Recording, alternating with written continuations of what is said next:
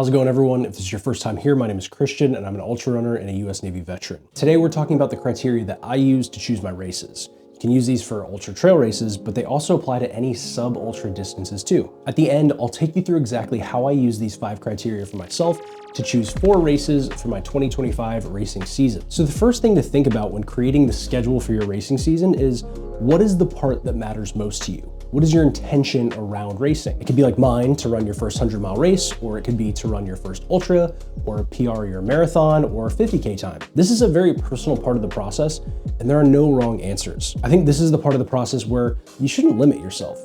Don't worry about what it would take to get there just yet, or if you think it's possible. Just allow yourself to be bold in what you want to accomplish. It's okay to have more than one thing, but I try to narrow it down to a max of about 2 major goals when it comes to racing, because there's so much time and energy that goes into reaching these goals that I don't want to stretch myself too thin and end up accomplishing none of them. So after you've thought through why racing really matters to you, we can get into the nitty-gritty of actually sorting through the hundreds of options that are out there. That process of parsing down the options for me is done in 4 steps. The first step of this process is, how far are you interested in running?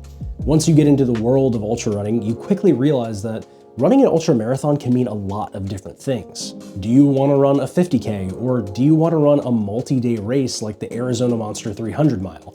They're both ultra races, but one is literally 10 times longer than the other. If you're just getting into ultra running, then in my humble opinion, a 50K is a great place to start, or about 31 miles for all my American friends. But if you already have a substantial amount of running experience under your belt, like you were a collegiate runner, or you've already done a handful of marathons, then I don't think that going up to a 50 miler is out of the question, given you have enough time to train to keep yourself injury free. There's also the option of doing a set time race rather than a set distance.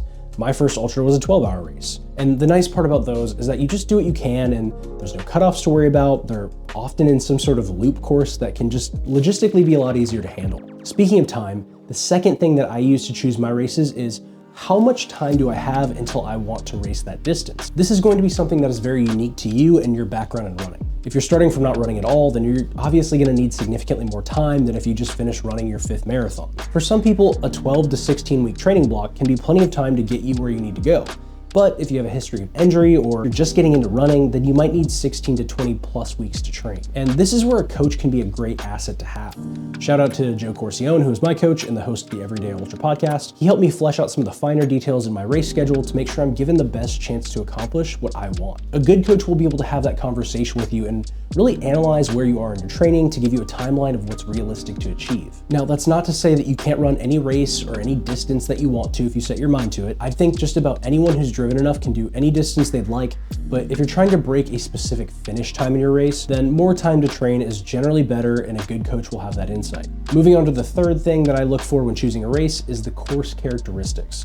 This is going to include stuff like the terrain and the average elevation and the elevation gain and loss. When I say terrain, I'm referring to what surface you're actually running on. Is it a road ultra or a trail race? Is it primarily on single track or old fire roads? Is it the Barkley Marathon where you're running on no trail looking for pages of a book in the middle of the woods? Some areas of the country might have really technical terrain like scree, which is loose stone that shifts all over the place. In addition to all of that, what is the elevation gain and loss of the race? One where there's 5,000 feet of elevation gain and loss over 100 miles is going to be significantly flatter than, say, the Leadville 100, which has over 18,000 feet of elevation gain. And you can't just look at the change in elevation. You have to also look at the average elevation of the course. While both the Leadville 100 and the Western States 100 have over 18,000 feet of elevation gain, the Leadville starts at over 10,000 feet above sea level, and the Western States starts at around 6,000. All of this will come into play when choosing a race, and there's no right or wrong answer.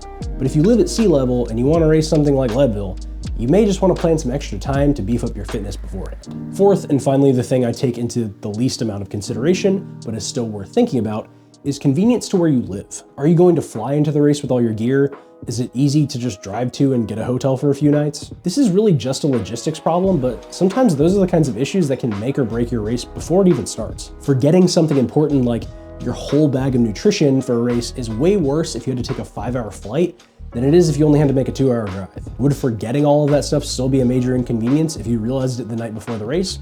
Of course it would. But one of those is still a much more easily solved problem. This can also include things like if you're going to have crew or pacers for the race. Can you afford to fly everyone to the race and put them up in a hotel or an Airbnb for a few nights? Most of us aren't professional runners, and if you want a crew with you, it may be financially more feasible to pick a race close to where you live to help reduce some of those added costs. So how did I use this process to pick my 2025 racing season? Well, I started with my intention. In 2025, I want to run a 100-mile trail race. And part 2 of that is I want to be competitive.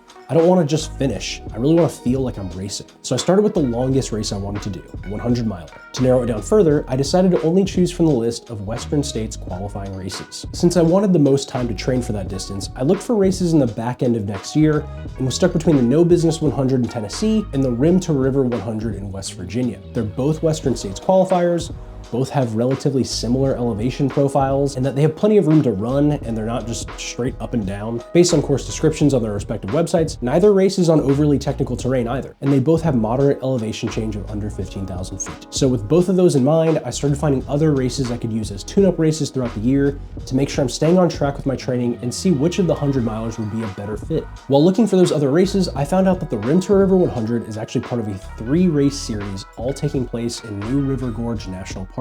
The series consists of the Cabin Fever 50K in February, the Falling Water 100K in April, and finishes off with the Rim to River 100 next October to make up the NRG trifecta. This means that before running the Rim to River 100, I'll have the opportunity to run on large sections of the course in the 50K and 100K, which gives me an even better chance of reaching that second goal of having a competitive 100-mile finish time. I threw in a 50-mile overnight ultra in June, and just like that, I had my 2025 racing season. 4 different distances with 3 different race formats, including 1 point-to-point race, 2 loop races, and 1 out and back course. In addition to the educational style content about ultra running like this that I enjoy making on the channel, I'll also be doing race prep updates over the next year to show you what my training and progress look like. So if you're into that kind of stuff, then don't forget to subscribe, and I will see you in the next one.